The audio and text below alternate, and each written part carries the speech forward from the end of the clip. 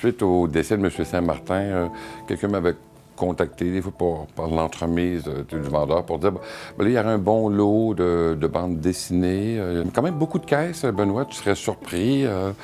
Puis là, moi, les gens me disent, ah ben beaucoup de caisses. Tu sais, pour eux, ils ont 4 caisses, puis pour eux, c'est beaucoup, là, tu sais, alors c'est toujours relatif. Mais là, beaucoup, c'était pas le bon mot. C'était énorme. C'était une maison là, remplie de produits de bande dessinée que M. Saint-Martin avait consacré la vie à ces produits-là.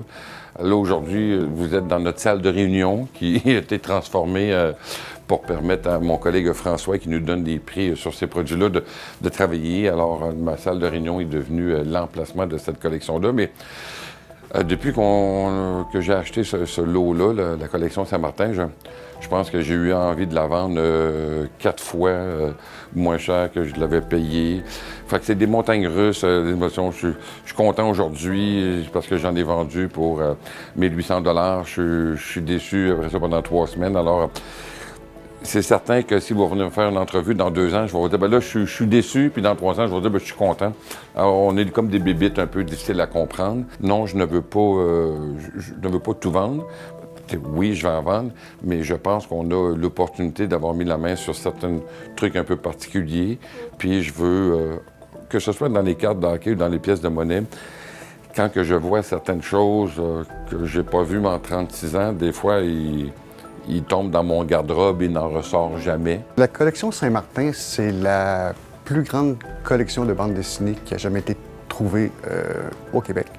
Et lorsque la collection a été exposée suite à son décès, elle a été mise sur le marché, là, on a réalisé que c'était vraiment un niveau supérieur. Il achetait systématiquement tout ce qui se faisait en bande dessinée, déjà depuis les années 70. Il achetait la bande dessinée normale, la réédition, le tirage de luxe, le tirage de tête, la réédition avec jaquette, il achetait systématiquement tout ce qu'il y avait, les intégrales.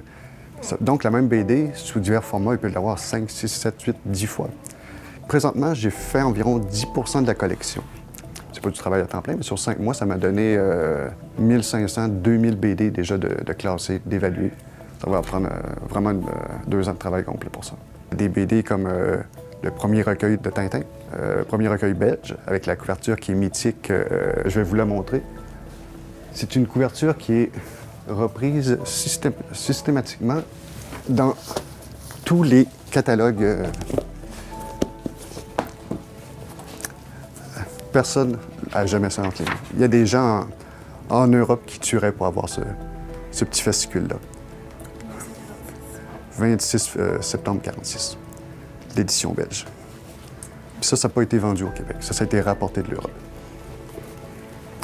Mais oui, c'est des pièces comme ça qu'on trouve, puis je sais jamais à l'avance qu'est-ce qu'il y a dans une caisse. J'ouvre la caisse, puis c'est une surprise à tous les jours. Autant ça peut être de la BD très, très commune, que ça peut être juste des tirages de tête, toutes des BD dédicacées. C'est un privilège pour moi de travailler sur cette collection-là. J'en reverrai jamais d'autres de même, là. Puis ma conjointe me dit, là, chaque matin, elle dit « Tu pars avec un sourire dans le visage. T'es heureux d'aller travailler là-dessus. »